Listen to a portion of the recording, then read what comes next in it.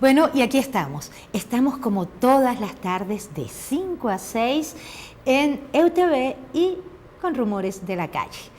¿Cómo está esa calle? ¿Cómo está esa tarde? Les cuento que yo no sé, pero ahora cada vez que veo un policía, bueno, yo tengo mucho tiempo asustándome cuando veo un policía, porque realmente yo les he comentado muchas veces que yo no sé a veces por quién decidirme, porque son más las veces que le he ido a preguntar a un policía por algo, por una dirección, por un hecho, y entonces cuando le llamo la atención y le digo, señora agente, se voltea y me dice, dime mamita. Entonces yo realmente no sé por quién transarme, si por el malandro o por el otro. Entonces está la ciudad llena de policías armados hasta los dientes. Yo vivo viendo hacia el cielo porque de pronto me parece que va a venir, no sé, una aviación invasora, porque yo nunca había visto tanto despliegue de armas y de hombres armados como los que estamos viendo. Y pareciera entonces que esos muchachos que no tienen ni una china son el enemigo a vencer. Y eso pues me asusta muchísimo. Y cuando llega la noche me asusto más, porque me asusta muchísimo lo que está pasando en las noches en ciertas zonas de Caracas que están convertidas en una especie de guetos. Y eso es muy terrible, sobre todo para los que hemos estudiado lo que han sido esos regímenes nazis y esos regímenes fascistas, que tanto se parecen. Es que cuando yo pienso en eso me acuerdo de la canción aquella de Juan Gabriel, de Te pareces tanto a mí, porque deberían estudiar todas las semejanzas que tienen con el fascismo y por supuesto con el comunismo, porque la gente habla del fascismo pero no se acuerda de los 100 millones de muertos que tiene entre pecho y espalda el comunismo, y eso también hay que decirlo. Pero hoy tengo... Bueno, yo no puedo decir que hoy tengo, porque esto es como los restaurantes buenos, nos reservamos el derecho de admisión y aquí llegan los invitados más extraordinarios, y entre esos seres extraordinarios tengo hoy a John Aispurua, que ustedes saben quién es historiador, es psicólogo clínico, es profesor universitario, es un escritor, pero bueno, de los mejores, y es un lector. Un lector, yo no sé, John, si un lector ávido, un lector compulsivo, reflexivo, cuéntame. De todo un poco, Eleonora. Bueno, primero déjame agradecerte la invitación, realmente manifestarte que es un gusto acompañarte este rato en tu programa y de esta manera también mostrar la simpatía por este esfuerzo que significa EUTV, ¿sí? Pues mira, ya que empezamos por allí, cuando a mí me preguntan en algunas ferias del libro qué consejo le puedo dar yo a un joven que se inicia en el mundo de las letras, que quiere ser escritor, yo le digo que antes que pretender escribir hay que leer mucho. Es un buen consejo que me lo dieron a mí hace unas cuantas décadas, escritores de la época. Antes de pretender plasmar en el papel tus ideas, primero recoge mucho lo que otros escriben. En eso Borges tuvo una frase muy sabia. El gran Borges decía que él estaba más orgulloso de los libros que había leído que de los libros que había escrito. Wow. Queriendo transmitir la idea de que es conveniente la lectura, porque ella te da una base para comprender el aporte múltiple, colectivo, de todo lo que la humanidad ha producido. Y a partir de allí, con esa base, lo que de cada quien nace, lo puede plasmar con una buena prosa, respetando, aprendiendo también las reglas de la preceptiva literaria, no cometiendo errores ni horrores, es decir, escribiendo bien. De modo que lo primero que te digo es que he sido un lector voraz. ¿Quién sabe si compulsivo a veces? He sido un bibliófilo casi tornado en bibliómano, es decir, tú sabes de eso, y gente que te rodea también, un coleccionador de libros, no por el gusto ornamental. Exacto, de tenerlos allí, no, sí. sino por el placer estético y el placer conceptual de poderlos leer, subrayar, tenerlos como un tesoro. Tocar. De modo que Sí. lo primero que te digo es que he sido un lector desde muy niño, y tanto de libros como de periódicos.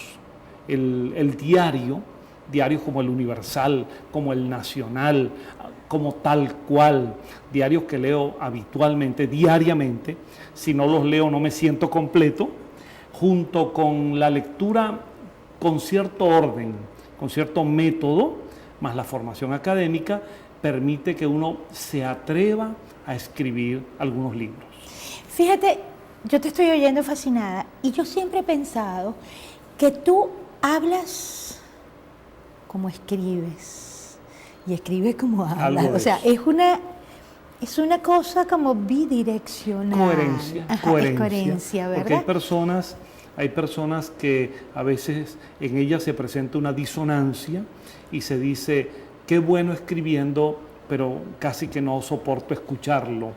En general, la persona que ama la comunicación debe entender que cualquier vía que haga llegar ideas a un receptor, cualquier vía es útil. Y en este caso yo he cultivado la escritura y la oratoria, con la intención de hacerme entender en forma fácil, simple, sin pretender apabullar ni a mi oyente ni a mi lector, sino en una forma sin que eso signifique que a veces no tengamos que hablar o escribir con algunos términos quizá un poco más de menos uso diario, más especializados, pero básicamente el buen propósito de ser entendido. Yo he cultivado eso. Tú sabes que yo tengo, eso es una creencia, que hay gente que le encanta que no la entiendan.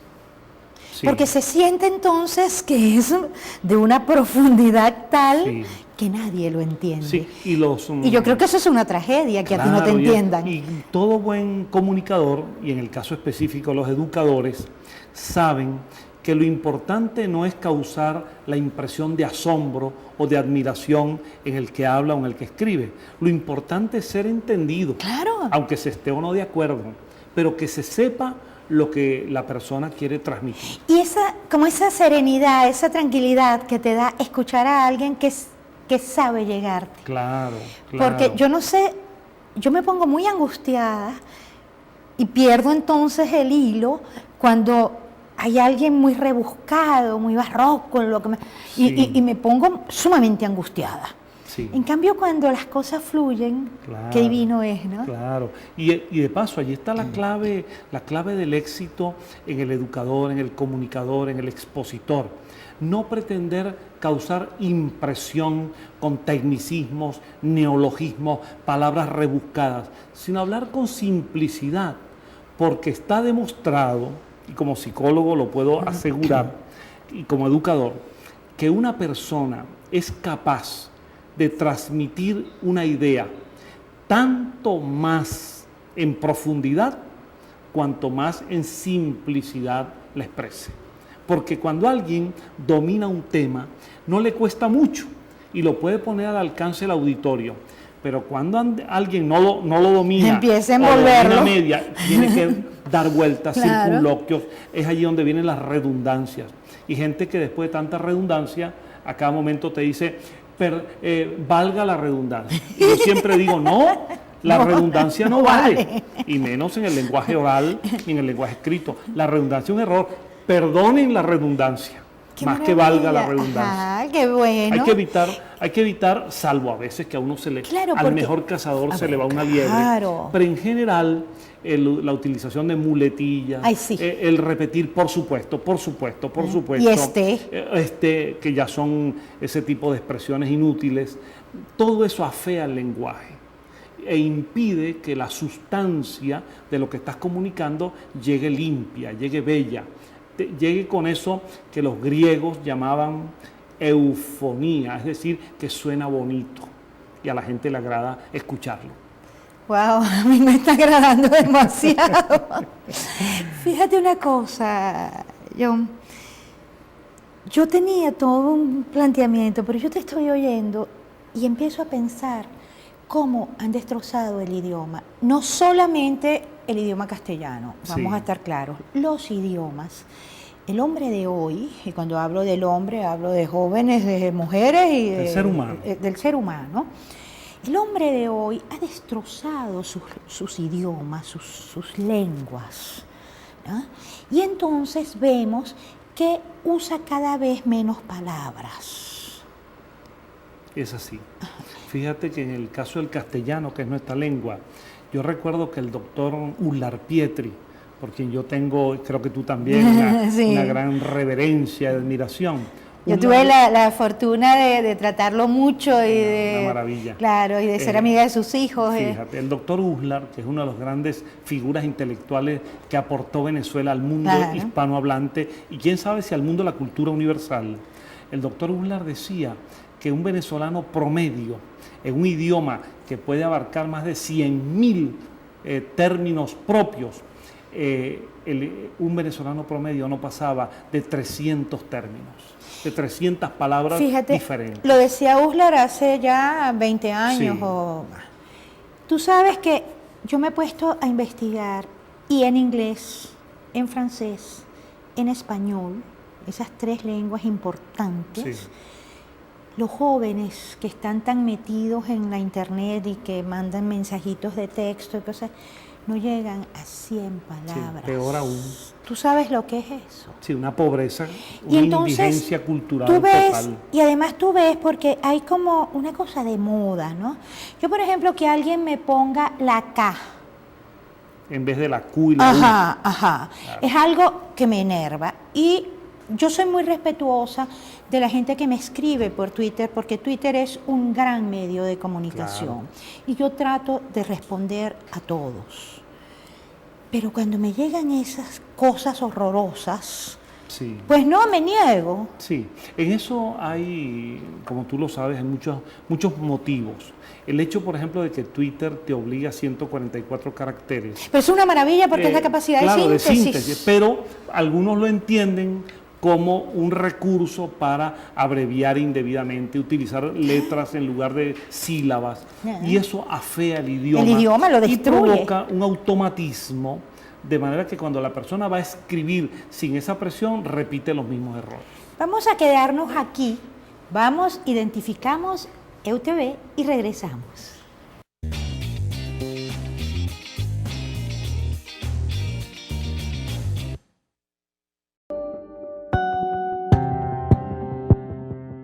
La empresa no se hace responsable por las opiniones e informaciones transmitidas en este espacio.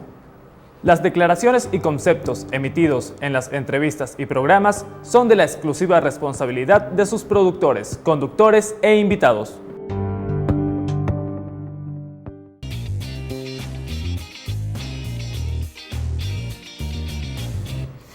Ay, Dios mío, si yo les cuento lo que logré en este break. Pero no, es una sorpresa.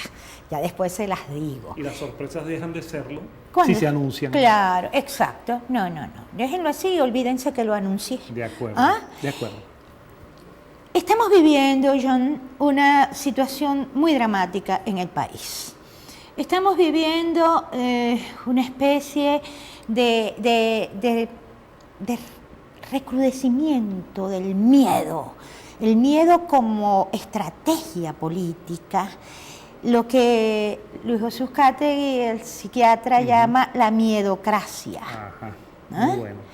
Y entonces yo me pregunto, John, caminando por los libros del mundo, cuéntanos de un libro específico que hable de la maldad. Ya, fíjate, el tema, la categoría del mal es un elemento de tipo universal. O sea, desde la infancia de la historia, de la literatura y de la cultura, siempre la contradicción o la antinomia entre el mal y el bien ha estado presente. De hecho, el sustratum, la base de toda religión, es el conflicto entre el bien y el mal. Claro. El bien asociado a Dios, el mal asociado a algún tipo de entidad maléfica. Y a lo largo de todos los tiempos, esa categoría persiste como si fuese parte de la condición humana. El bien y el mal, el bien en la búsqueda del progreso, la perfección, el mal como representación de lo negativo y de aquella instintividad que nos impide avanzar. Entonces, esa contradicción se supone que debe ser resuelta en favor del bien a partir de la inculcación de valores morales, éticos, religiosos, espirituales, en las distintas culturas en el mundo. Se supone que en la época en que estamos, después de unos cuantos miles de años de evolución, de 2000 años de historia en la cronología judeocristiana, de 4000 años de historia en general en el mundo, pero de varios miles de años más en la evolución del Homo sapiens. Y a pesar de tanto tiempo, que quizás pueda no ser nada si imaginamos la historia del universo, pero es bastante como categoría, como referencia de nuestras vidas. A pesar de eso, y cuando miramos lo que acontece, por ejemplo, en nuestra Venezuela de hoy, a nuestro alrededor, muchas veces nos preguntamos cómo es posible que puedan producirse expresiones típicas del mal. ¿Cómo pueden producirse sin que la conciencia moral se imponga en aquellas personas que directa o indirectamente, con mayor autoridad o menor autoridad, ejercen o cumplen funciones o realizan actividades claramente perversas, dañinas? Entonces, lo primero que quiero decir sobre esto es que ese es un tema universal. Como la expresión del amor y el odio, el bien y el mal son dos categorías fundamentales. Ahora, por ejemplo, me gustaría hacer referencia a un libro, a una novela, yo la he examinado algunas veces por radio, que es una novela de base psicológica que tiene algunos elementos policiales y de suspenso. Me estoy refiriendo a la clásica novela de Robert Louis Stevenson, El extraño caso del Dr. Jekyll y Mr. Hyde, donde Stevenson quiso mostrar cómo en un mismo ser humano pueden estar las dos caras de esa situación. Claro, es una alegoría para revelar que en el ser humano, en el fondo, están las dos tendencias. Ahora, se supone que con la educación, con la moral, con los valores, con los principios, el bien debe imponerse al mal. ¿En qué medida se ha logrado?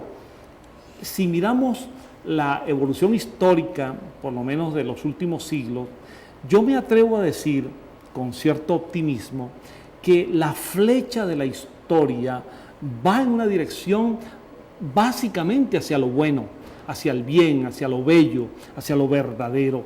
Sin embargo, hay baches, hay obstáculos, hay lagunas en el camino.